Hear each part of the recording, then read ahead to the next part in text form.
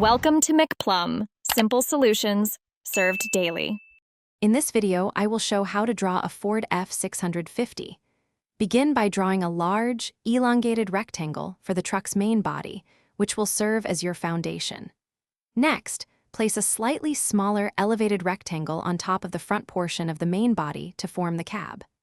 Finally, sketch two large circles at the bottom for the wheel wells, ensuring they are evenly spaced. Now, let's refine the cab. Use straight lines to define the windshield and side windows, giving them a clear, angular shape.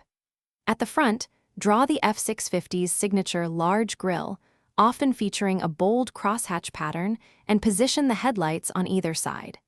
Don't forget to add the substantial side mirrors, which are characteristic of this heavy-duty vehicle.